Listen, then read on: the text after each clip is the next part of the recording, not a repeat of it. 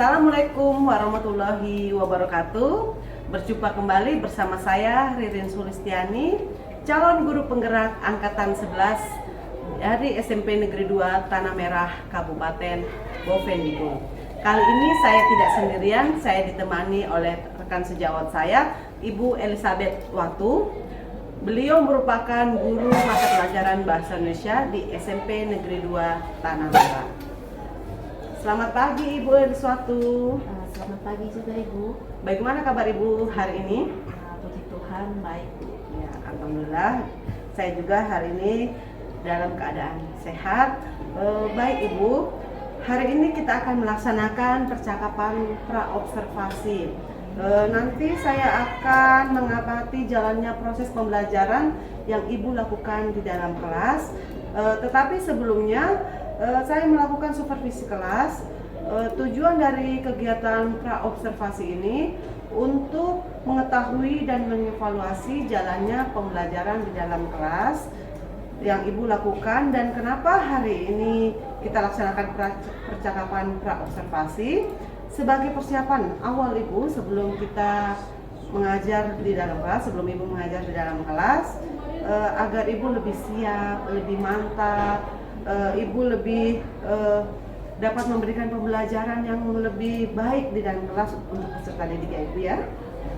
Saya akan memberikan beberapa pertanyaan kepada Ibu. Yang pertama, tujuan pembelajaran apa yang ingin Ibu capai dalam pembelajaran Ibu?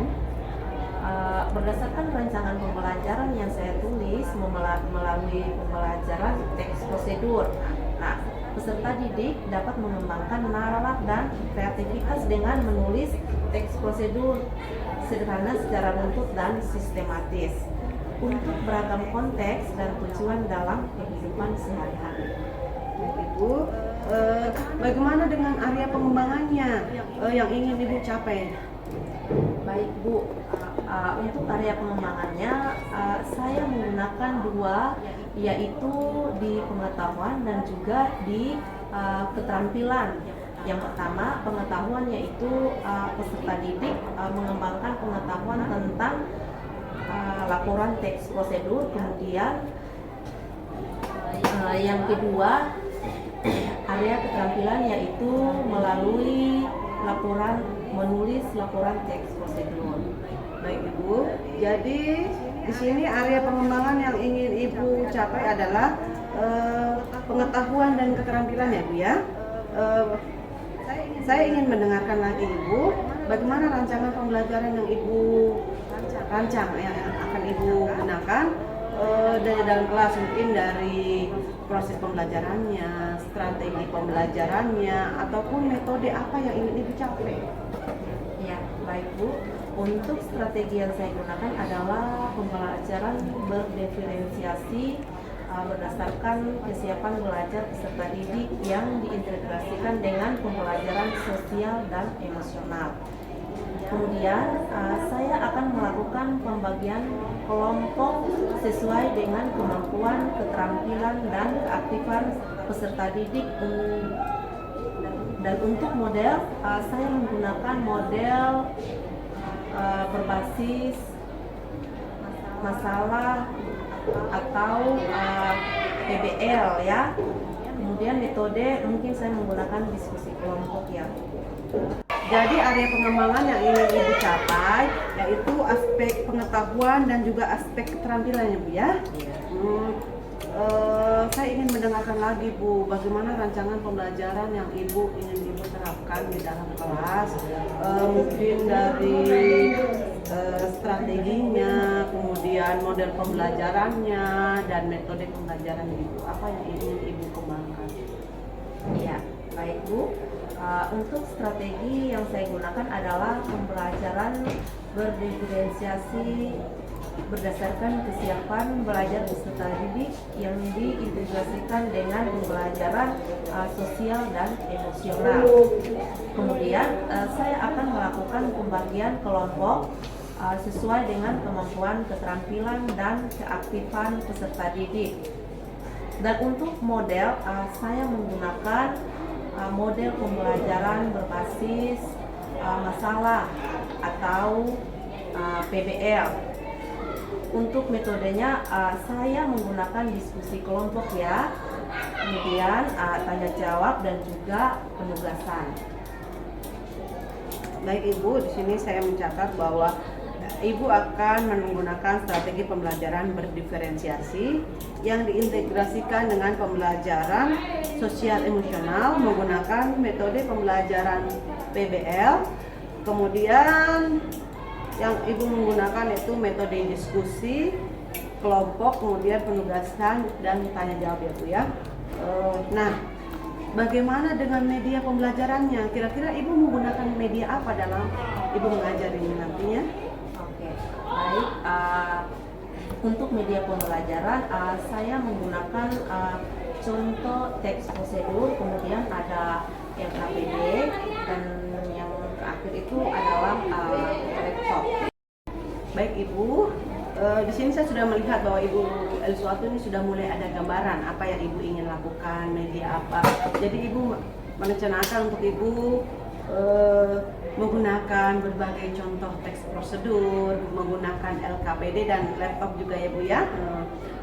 Untuk kira-kira Ibu akan melakukan ini kapan Ibu? Di hari apa, jam keberapa dan di kelas apa Ibu? Nah, kebetulan saya ada jam di hari Kamis, yaitu jam ke-67 di kelas 7D. Jadi Ibu ada jam di hari Kamis, jam ke-6 dan ke-7 di kelas 7D. Ya, baik, nanti saya akan melakukan supervisi kelas ya Bu, melihat dan mencatat hal-hal penting yang saya temukan ketika Ibu mengajar di dalam kelas. Baik, nanti setelah Ibu lakukan kegiatan observasi atau pembelajaran di dalam kelas, kita akan melakukan lagi percakapan lagi, yaitu percakapan pasca observasi bersama pengajar praktik saya, Ibu Herlina Kondo.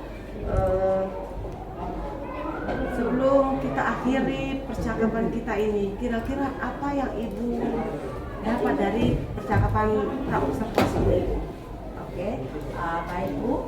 Dari percakapan yang kita lakukan hari ini, saya mendapatkan gambaran media apa yang saya gunakan dan media pembelajaran itu akan saya persiapkan dari sekarang.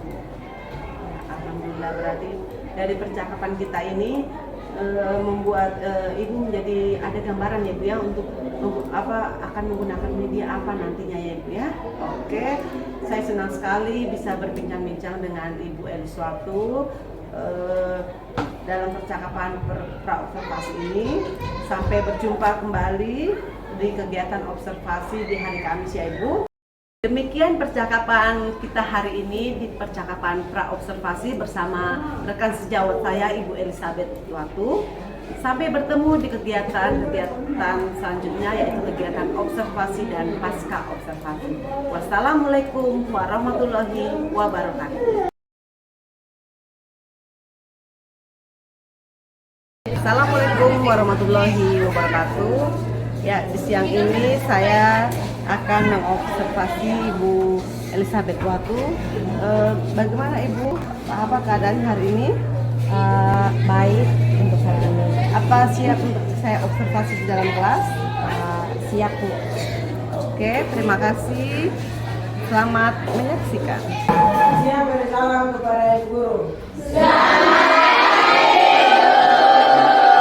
Pagi juga anak-anak, silakan duduk kembali ya.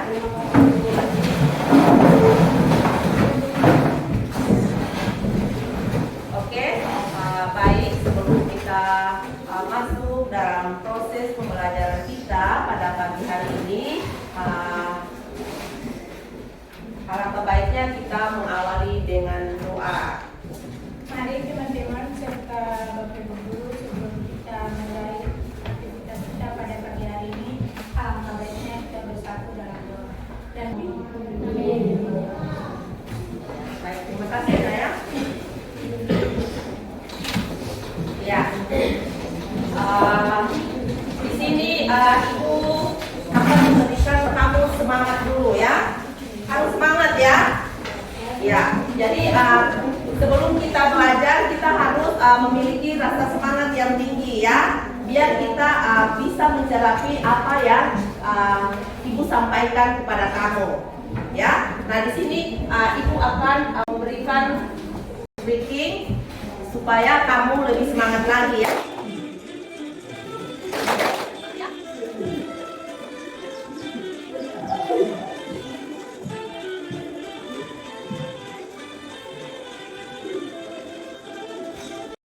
Oke, baik. Sekarang Ibu akan mengecek kehadiran kalian semua ya.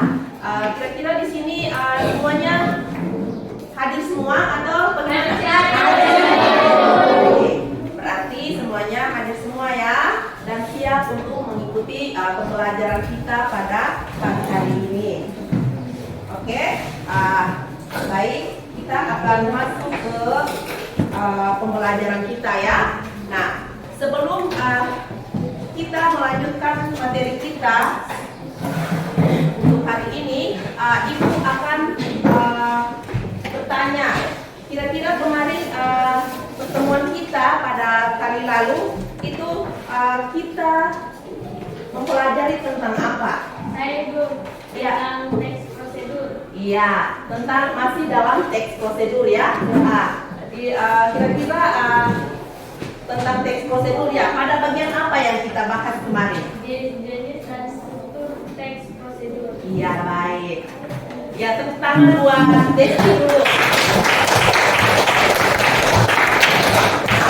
Kemudian Ibu mau tanya lagi, siapa masih ingat struktur teks prosedur itu terdiri dari apa-apa saja? Saya Bu. Iya. Tujuan, bahan, langkah-langkah, dan penutup. Iya, baik ya. Tepuk tangan dulu. Ya, ya jadi kali lalu kita telah membahas tentang jenis dan struktur teks prosedur. Nah, sekarang kita akan masuk ke materi kita ya, yaitu tentang menulis teks prosedur ya. Ya. Jadi kita membahas tentang menulis teks prosedur. Jadi kita menulis teks prosedur ini harus sesuai dengan struktur ya, harus sesuai dengan struktur yang sudah Ibu jelaskan atau yang sudah Ibu sampaikan kepada kalian ya pada pembelajaran kita kali lalu ya. Struktur-struktur dalam teks prosedur itu yaitu dia terdiri dari tujuan ya toh, dia terdiri dari tujuan, kemudian ada alat dan bahan, ada cara kerja atau langkah-langkahnya, dan yang terakhir adalah penutup. Nah, di sini yang perlu Ibu sampaikan lagi, di dalam penyusunan teks prosedur ini kamu harus perhatikan bagian struktur ya, yaitu khususnya pada bagian alat dan bahan ya. Di situ kalian harus pisah-pisahkan ya. Misalnya alat tersendiri, bahannya tersendiri ya, tidak boleh digabungkan ya. Jadi sampai di sini kalian bisa mengerti atau belum? Bisa Ya, sudah bisa. Jadi penyusunan teks prosedur harus sesuai dengan strukturnya ya, yang sudah Ibu sampaikan. Baik, di sini kalian bisa lihat ya. Nah, di sini ada contoh resep risol mayones anti gagal. Ya, ini adalah contoh dari teks prosedur. Ya, ini adalah contoh dari teks prosedur. Silakan kamu lihat, kalian lihat ya, resep risol mayones anti gagal. Ini adalah penyusunannya, yaitu ada tujuan, ya, ada bahan, alat, kemudian ada langkah-langkah, ya, serta penutup. Nah, di sini tujuannya itu harus ada penjelasannya, kemudian secara material itu dia terdiri dari bahan dan alat, itu kamu langsung bisa pisahkan ya. Kamu bisa pisahkan, misalnya ini contohnya ya, alat untuk membuat resep risol mayones anti gagal itu, alat-alat yang kita perlukan itu apa-apa saja, kemudian bahan-bahannya apa-apa saja ya, seperti ini. Setelah Ibu menjelaskan tentang penyusunan teks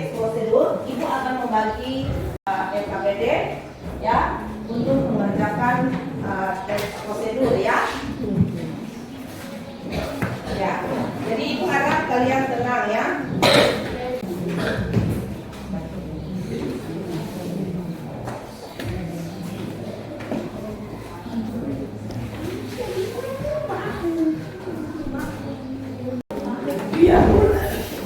Oke, baik. Perhatiannya. Jadi ibu sudah membagi pekerjaan dalam bentuk kelompok, kemudian lembar LKPD-nya juga ibu sudah membagi ya. Jadi kalian kerjakan teks prosedur ya. Pas selesai kerja, kalian harus bisa mempresentasikan di depan kelas ya. Sementara kalian mengerjakan apa yang sudah ibu berikan kepada masing-masing kelompok, kalian juga bisa menyaksikan video mengenai teks prosedur ini ya, biar kalian lebih memahami lagi ya. Dan di video masa polisi kali ini aku akan berbagi kepada teman-teman semua cara membuat martabak manis ini. Jadi untuk teman-teman yang penasaran dengan cara buatnya, terus saksikan video makan ini sampai selesai ya.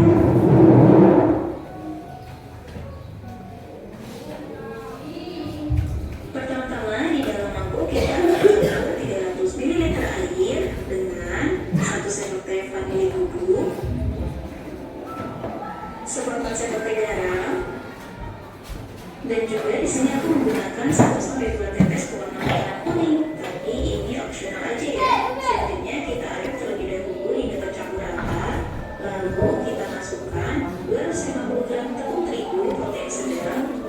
Ibu harap kalian bisa mengerti ya dan bisa menyusun teks prosedur dengan baik ya. Oke, baik. Silakan kalian kerjakan apa yang sudah ibu bagikan ya. Ya. Silakan kerja ya. Masing-masing kelompok harus bisa mempertanggungjawabkan ya di dalam kelompoknya. Sudah semuanya? Sudah. Kalau sudah, kalian akan mempresentasikan di depan kelas ya. Ya. Kita mulai dari kelompok 1 ya. Kelompok 1 silakan maju ke papan.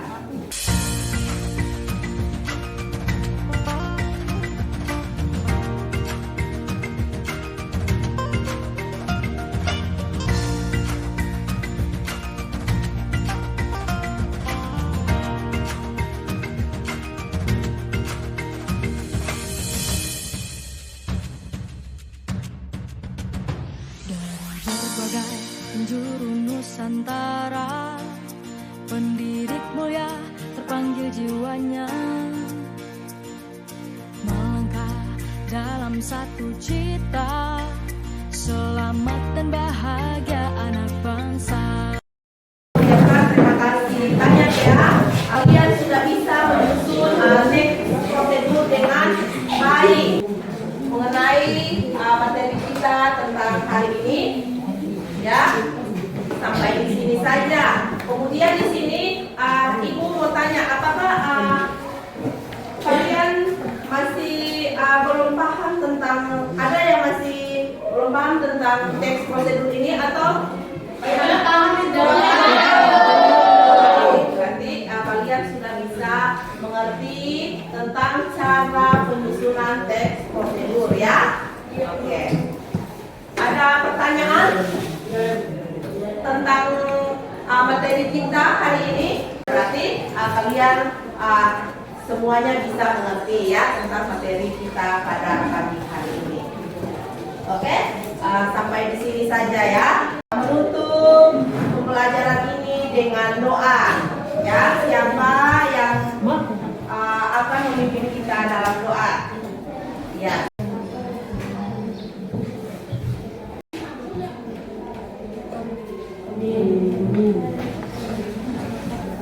Ya, baik, silakan ya.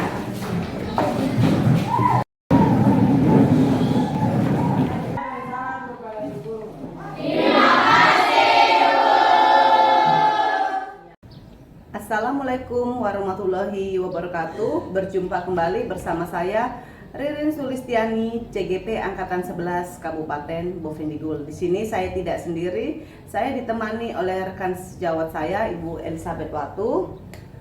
Pada kesempatan ini kami akan melakukan kegiatan pasca observasi dari kegiatan observasi yang telah kami lakukan. Bagaimana kabar Ibu Elizabeth Watu hari ini? Kabarnya puji Tuhan baik.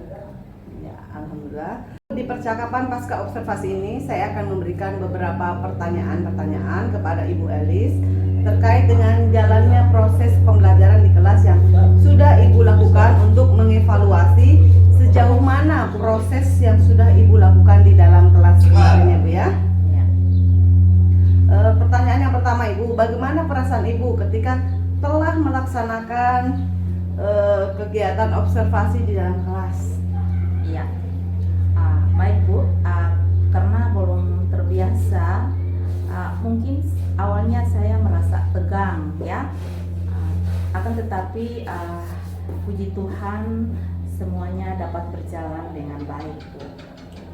Baik, ceritakan Ibu, area pengembangan apa yang Ibu lakukan di kelas, kemudian langkah-langkah atau tahapan-tahapan apa yang sudah Ibu lakukan di dalam kelas? Iya. Mungkin kalau tahapan, tentunya saya membuat perangkat pembelajaran. Kemudian untuk area pengembangan dari area pengetahuan dan juga keterampilan. Nah, untuk pengetahuan, siswa menguraikan hasil telaah terhadap struktur teks laporan tes prosedur. Dan sedangkan keterampilannya yaitu menulis rangkuman yang menuliskan kata kalimat yang ada pada teks laporan hasil prosedur begitu. Baik, jadi area pengembangannya sementara ini berkaitan dengan pengetahuan dan keterampilan Ibu ya. Iya. Menurut Ibu, sejauh mana area pengembangan yang sudah Ibu sampaikan? Apakah sudah berhasil dilakukan atau belum? Ya. Menurut saya dapat berjalan dengan baik, namun memang masih ada kekurangan begitu Bu. Oke, jadi sudah dilakukan dengan baik ya Bu ya? Iya. Untuk berjalannya sesuai, tapi masih ada kekurangan. Nah, menurut Ibu, kekurangan atau kendala-kendala apa yang Ibu hadapi di dalam kelas? Iya. Jadi kekurangan atau hambatan yang sering terjadi ya, tentunya mungkin dialami oleh guru-guru yang lain juga ya. Masih ada beberapa siswa yang tidak ingin terlibat dalam kegiatan belajar tersebut, artinya siswa tersebut kurang aktif Bu. Baik, Ya. jadi ada beberapa siswa yang tidak terlibat ya Bu ya dalam kelas atau kurang aktif, atau mereka terkadang Ibu merasa malas tahu ya Bu ya di dalam kelas ya, mengandalkan teman lain, apalagi kalau kerja kelompok mereka biasanya malas kerja, mengandalkan teman lainnya begitu ya. Kira-kira mengapa hal tersebut bisa terjadi Bu? Kenapa mereka kurang aktif? Kenapa mereka itu tidak mau terlibat dalam pembelajaran? Menurut Ibu karena apa? Kalau menurut saya mungkin dalam pembagian kelompok ya, dengan jumlah siswa yang terlalu banyak. Nah, kemudian tiap kelompoknya saya juga akan menggunakan pendekatan yang sesuai dengan minat anak. Misalnya saya bagi kelompok berdasarkan daya belajarnya. Ada yang gaya belajar secara visual, auditori, dan kinestetik. Nah, sehingga anak akan merasa lebih nyaman. Jadi, saya sesuaikan dengan kenyamanan anak tersebut. Mungkin saya memberikan pertanyaan kepada tersebut agar menyesuaikan dengan kegiatan yang ada di kelas, harus seperti apa. Baik Ibu. Jadi rencananya Ibu nanti Ibu akan proses kedepannya Ibu akan menyesuaikan dengan kenyamanan mereka ya, menggunakan gaya belajar masing-masing. Jadi ada yang suka dengan gaya belajar visual, auditori, kinestetik, seperti itu ya Bu ya. Mudah-mudahan nanti apa yang Ibu rencanakan dapat terrealisasi dan memberikan proses pembelajaran yang lebih baik dibandingkan sebelumnya ya Bu ya. Nanti saya akan tunggu cerita-cerita Ibu lagi, apakah bisa terrealisasikan atau tidak kira-kira nih ya, yang Ibu sudah rencanakan untuk melakukan perubahan dan rencana yang Ibu sampaikan tadi ya. Iya. Kira-kira kapan itu Ibu akan ini melakukannya? Iya. Mungkin untuk waktu yang tepatnya belum saya tentukan ya, Ibu. Tapi akan saya lakukan secepatnya. Nah, kemudian mungkin nanti di ajaran yang baru, ya Bu, karena minggu-minggu ini sudah minggu terakhir pelajaran, ya masih di awal semester 2 ya Bu. Baik Bu, berarti nanti Ibu akan melakukannya di awal semester 2 ya Bu ya, karena ini kita mengingat ini sudah semester 1 akhir. Iya. Oke, terima kasih Ibu atas jawaban-jawaban yang telah Ibu sampaikan. Mudah-mudahan rencana yang Ibu rencanakan dapat terrealisasi ya Bu ya. Setelah ini besok kita akan duduk bersama pengajar praktik saya Ibu Herlina Kodo. Untuk hari ini beliau berhalangan hadir, jadi tidak bisa duduk bersama kita. Besok insya Allah beliau akan datang, kemudian duduk bersama kita untuk membahas tentang kegiatan pasca observasi ini ya Bu ya. Demikian percakapan pra-observasi saya bersama rekan sejawat saya Ibu Elizabeth Watu. Wassalamualaikum warahmatullahi wabarakatuh.